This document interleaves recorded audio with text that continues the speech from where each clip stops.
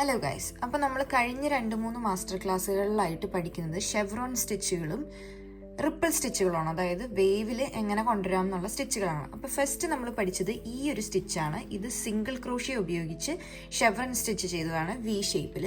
ഞാൻ അതിൻ്റെ ഡിഫറൻസ് കാണിക്കാനാണ് നിങ്ങൾക്ക് കാണിച്ചു തന്നത്. ഇത് ഡബിൾ ക്രോഷ്യയിൽ ചെയ്ത ഷെവ്രോൺ സ്റ്റിച്ച്. ഇനി നമ്മൾ ഇന്ന് പഠിക്കാൻ പോകുന്നത് ഡബിൾ ക്രോഷ്യ സ്റ്റിച്ചുകൾ തന്നെയാണ്, പക്ഷെ ഇതിനെ പറയുന്നത് റിപ്പിൾ എന്നാണ്. ഇതിൽ തന്നെ പല വേരിയേഷൻസ് ഉണ്ട്. നമ്മളിന്ന് പഠിക്കാൻ പോകുന്നത് ഈ ഒരു റിപ്പിൾ സ്റ്റിച്ച് എങ്ങനെ ഉണ്ടാക്കുക എന്നുള്ളതാണ്. അപ്പൊ ഈ ഒരു 2 കളറാണ് ഞാനിവിടെ ഇത് ചെയ്യാൻ വേണ്ടി ഉപയോഗിച്ചിരിക്കുന്നത്. ഇന്ന് ഞാൻ നിങ്ങൾക്ക് കാണിച്ചു തരാൻ പോകുന്നത് ഈ വിൻറ്റേജ് പീച്ച് കളറിലുള്ള DK വെയിറ്റിലുള്ള യാൺ വെച്ചിട്ടാണ്. അപ്പം ഞാനിവിടെ ഉപയോഗിക്കുന്നത് 4 mm ഹുക്കിലാണ് നമ്മളിത് വർക്ക്ഔട്ട് ചെയ്യാൻ പോവാം. ഓക്കെ, ഇപ്പോൾ ഫൗണ്ടേഷൻ ചെയിനായിട്ട് നമുക്ക് വേണ്ടത് 17ന്റെ മൾട്ടിപ്പിൾ ആയിട്ടാണ് വേണ്ടത്. അപ്പോൾ ഇങ്ങനത്തെ സ്റ്റിച്ചുകൾ ചെയ്യുമ്പോൾ ഞാൻ എപ്പോഴും പറഞ്ഞിട്ടുണ്ട്, ഈ പാറ്റേൺ കറക്റ്റായിട്ട് കാണണമെന്നുണ്ടെങ്കിൽ അറ്റ്ലീസ്റ്റ് 2 വട്ടം നമ്മളിത് റിപ്പീറ്റ് ചെയ്യണം. അതായത് 34 സ്റ്റിച്ചെങ്കിലും ഫൗണ്ടേഷൻ ചെയിൻ ആയിട്ട് വേണം. പ്ലസ് അതിന് എത്രയാണോ ടേണിംഗ് ചെയിൻ പറയുന്നത് അത്രയും നമ്മൾ ഇട്ടാലാണ് അത് കറക്റ്റായിട്ട് നമ്മുടെ ഈ ഒരു പാറ്റേൺ ആയിട്ട് കാണാൻ പറ്റത്തുള്ളൂ. ഞാൻ 2 വട്ടം റിപ്പീറ്റ് ചെയ്ത സ്റ്റിച്ചുകൾ ഇട്ടു. അതല്ലാണ്ട് ഇവർ പറഞ്ഞിരിക്കുന്നത് 17ന്റെ മൾട്ടിപ്പിൾ കൂടാണ്ട് 6 ടേണിംഗ് ചെയിൻ വേണം എന്നാണ്. അപ്പം ഞാൻ ആ 6 ടേണിംഗ് ചെയിനും കൂടെ ഇവിടെ ഇട്ടു കേട്ടോ. അതിനുശേഷം ഇതിലെല്ലാത്തിലും ഇനി ഡിക്രീസ് ഇൻക്രീസ് ആണ് വരുന്നത്. അപ്പം ഞാൻ പറയുന്ന പാറ്റേൺ കറക്റ്റായിട്ട് ഫോളോ ചെയ്ത് പോവുക. ഇല്ലാന്നുണ്ടെങ്കിൽ ലാസ്റ്റ് കാണുന്ന പാറ്റേൺ റീഡ് ചെയ്ത് അത് നോക്കി നിങ്ങൾ മനസ്സിലാക്കി ചെയ്യുക കേട്ടോ. അപ്പം നിങ്ങൾക്ക് പോസ് ചെയ്യണമെന്നുണ്ടെങ്കിൽ പോസ് ചെയ്തതിന് ശേഷം മാത്രം ചെയ്ത് നോക്കുക. ഇപ്പം ഇനി നമ്മൾ ചെയ്യാൻ പോകുന്നത് 1 2 3 സ്റ്റിച്ച് വിട്ടിട്ട് 4ാമത്തെ സ്റ്റിച്ചിലോട്ട് ഡബിൾ ക്രോഷ്യയാണ് ചെയ്യുന്നത്.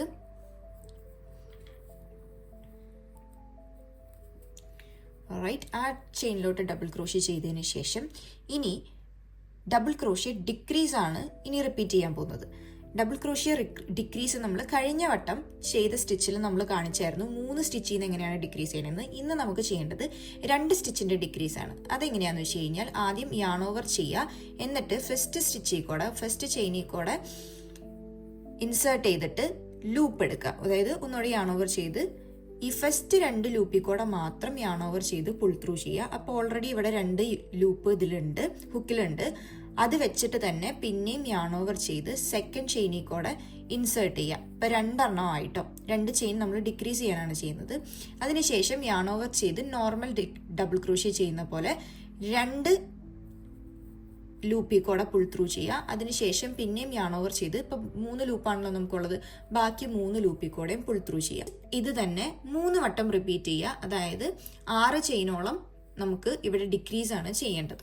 ഇപ്പോൾ ഇതൊരു വട്ടം നമ്മൾ ചെയ്തു, ഞാൻ ഒന്നുകൂടെ കാണിച്ചു തരാം. യാൺ ഓവർ ചെയ്ത് ഇൻസേർട്ട് ചെയ്യുക, എന്നിട്ട് യാൺ ഓവർ ചെയ്ത് ആ ലൂപ്പിൽ കൂടെ പുൾ ത്രൂ ചെയ്യുക. അതിനുശേഷം യാൺ ഓവർ ചെയ്ത് 2 ലൂപ്പിൽ കൂടെ പുൾ ത്രൂ ചെയ്യുക. പിന്നെയും യാൺ ഓവർ ചെയ്ത് നെക്സ്റ്റ് ചെയിനിൽ ഇൻസേർട്ട് ചെയ്യുക. അതിനുശേഷം യാൺ ഓവർ ചെയ്ത് പുൾ ത്രൂ ചെയ്തിട്ട് പിന്നെയും യാൺ ഓവർ ചെയ്തിട്ട് ഈ ഫസ്റ്റ് 2 ലൂപ്പിൽ കൂടെയും പുൾ ത്രൂ ചെയ്യുക. എന്നിട്ട് പിന്നെയും യാൺ ഓവർ ചെയ്ത് ബാക്കിയുള്ള 3 ലൂപ്പിൽ കൂടെയും ഒരുമിച്ച് പുൾ ത്രൂ ചെയ്യുക. അപ്പോൾ ഒരു ഡിക്രീസും കൂടിയായി. ഇങ്ങനെ 3 വട്ടമാണ് ചെയ്യേണ്ടത്. ഓൾറെഡി 2 വട്ടം നമ്മൾ ചെയ്തു. ഇനി ഒരു വട്ടം കൂടെ നമ്മൾ 2 ഡിക്രീസ് ചെയ്യാണ്, ഡബിൾ ക്രോഷ്യയുടെ ഡിക്രീസ് ചെയ്യാണ്.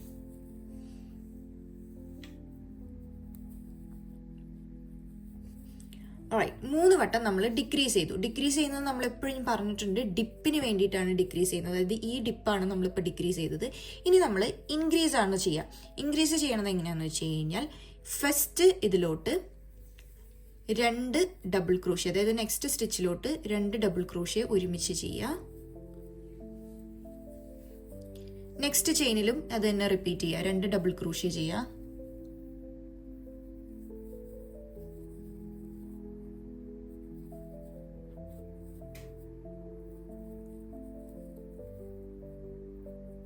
റൈറ്റ്, തേർഡ് ചെയിനിൽ നമ്മൾ എന്താ ചെയ്യണമെന്ന് വെച്ച് കഴിഞ്ഞാൽ 2 വട്ടമല്ല, പകരം 3 വട്ടം. അതാണ് അതിൻ്റെ ഒരു പീക്ക് വരുന്നത്. ഓക്കെ, 3 വട്ടം ഡബിൾ ക്രോഷ്യ ചെയ്യാം. എന്നിട്ട് പിന്നെയും നമ്മൾ റിപ്പീറ്റ് ചെയ്യുക. ഇനി പയ്യെ ഡിപ്പിലോട്ടാണല്ലോ പോകേണ്ടത്. ആ ഡിപ്പിലോട്ട് പോകാൻ വേണ്ടിയിട്ട് ഈ 2 ചെയിനിലോട്ടും നെക്സ്റ്റ് 2 ചെയിനിലോട്ടും 2 ഡബിൾ ക്രോഷ്യ വീതം വെച്ചിട്ട് തന്നെ ചെയ്യാം. അപ്പം നമ്മൾ അത്രയും ഡിക്രീസ് ചെയ്ത് ഇൻക്രീസ് ചെയ്ത് വന്നപ്പോഴത്തേക്കും നിങ്ങൾക്ക് നോക്കിക്കഴിഞ്ഞാൽ ഇവിടെ ഇങ്ങനെ ഒരു ഷേപ്പ് ഫോം ആയത് കാണാം. ഇനി ആ ഡിക്രീസ് ഉണ്ടല്ലോ, ഇനി അത് നമ്മൾ 6 വട്ടം റിപ്പീറ്റ് ചെയ്യണം. അതായത് 12 ചെയിൻ നമുക്ക് ഇനി അടുത്ത 12 ചെയിനിലോട്ട് ഡിക്രീസ് ആവും. ഈ ഡിക്രീസ് ഇനി 5 വട്ടം കൂടെ റിപ്പീറ്റ് ചെയ്യണം. അതായത് മൊത്തത്തിൽ 6 വട്ടം. അതായത് ഇപ്പം ഇവിടെ നമ്മൾ ചെയ്തത് 3 വട്ടം ഡിക്രീസ് ചെയ്തു. അതിനുശേഷം നമ്മൾ രണ്ട് ഡി സി വെച്ചിട്ട് 2 ചെയിനിലോട്ട് ഇൻക്രീസ് ചെയ്തു. പിന്നെ 3 ഡി സിയുടെ ഇൻക്രീസ് ചെയ്തു. പിന്നെയും 2 ഡി സിയുടെ ഇൻക്രീസ് 2 വട്ടം ചെയ്തു. പിന്നെ ഇനിയുള്ളത് റിപ്പീറ്റ് ആണ്. അതായത് 6 വട്ടം ഡിക്രീസ് ചെയ്യുക. അതിനുശേഷം 2 ഡി സി ഇൻക്രീസ് ചെയ്യുക 2 വട്ടം, 3 ഡി സി ഇൻക്രീസ് ചെയ്യുക 1 വട്ടം, 2 ഡി സി ഇൻക്രീസ് ചെയ്യുക 2 വട്ടം, എന്നിട്ട് പിന്നെയും ഡിക്രീസ് 6 വട്ടം ചെയ്യുക. അങ്ങനെയാണ് റിപ്പീറ്റ് ചെയ്ത് പോവുക. എൻഡിൽ ലാസ്റ്റ് 8 ചെയിൻ ഉള്ളപ്പോൾ നമുക്ക് നിർത്തണം. എന്നാലാണ് ഈ ഒരു എൻഡ്, അതായത് ഇത് ഹാഫ് ഓഫ് ദി ഡിപ്പേ ഉള്ളൂ, കംപ്ലീറ്റ് ഡിപ്പില്ല. അതുകൊണ്ട് ഹാഫ് ഡിപ്പ് മാത്രം ചെയ്യാൻ വേണ്ടിയിട്ട് 8 ചെയിൻ ബാക്കി വരും. അത് നിങ്ങൾക്ക് വർക്കൗട്ട് ചെയ്ത് കഴിഞ്ഞ് കറക്റ്റായിട്ട് കൗണ്ട് ചെയ്ത് കഴിഞ്ഞാൽ അത് കറക്റ്റായിട്ട് തന്നെ വരും കേട്ടോ. ഇപ്പം നിങ്ങൾ നോക്കി കഴിഞ്ഞ് കഴിഞ്ഞാൽ ഞാനിവിടെ ആ ലാസ്റ്റിലത്തെ പീക്ക് ചെയ്തിട്ട്, അതായത് 2 ഡി സി ഒരു ചെയിനിൽ ചെയ്തതിന് ശേഷം ഇവിടെ നിർത്തി കഴിഞ്ഞ് കഴിഞ്ഞാൽ അപ്പം ലാസ്റ്റ് 8 ചെയിനാണ് ഇനി ബാക്കി വന്നത്. ഇനി 8 ചെയിനിൽ ശരിക്കും ഡിക്രീസ് ആണ് ചെയ്യേണ്ടത്, 6 വട്ടം ചെയ്യേണ്ടതാണ് നമുക്ക് വേണ്ടത്. പക്ഷേ ഇവിടെ ലാസ്റ്റിലത്തെ എൻഡ് ആയതുകൊണ്ട് നമ്മൾ 3 വട്ടമാണ് ആ ഡിക്രീസ് ചെയ്യുന്നുള്ളൂ. ഓക്കെ, അപ്പോൾ ഇനിയത്തെ 6 സ്റ്റിച്ചിലോട്ട് ഡിക്രീസ്, അതായത് 3 വട്ടം ഡിക്രീസ് ചെയ്യാം. ഇത് കണ്ടോ, ഇപ്പം നിങ്ങൾക്ക് ആ ഒരു റിപ്പിൾ സ്റ്റിച്ചിലോട്ട് എത്തിയിട്ടുണ്ട്. ഇനി എനിക്ക് ബാക്കിയുള്ളത് വെറും 2 സ്റ്റിച്ചാണ്. ഈ 2 സ്റ്റിച്ചിലോട്ടും ഞാൻ ചെയ്യാൻ പോകുന്നത് ഡബിൾ ക്രോഷിയാണ്. വേറെ ഒന്നും ചെയ്യണ്ട. ലാസ്റ്റ് 2 സ്റ്റിച്ചിലും ഓരോരോ ഡബിൾ ക്രോഷ്യ വീതം വെച്ചിട്ട് ചെയ്യാം. ഓക്കെ,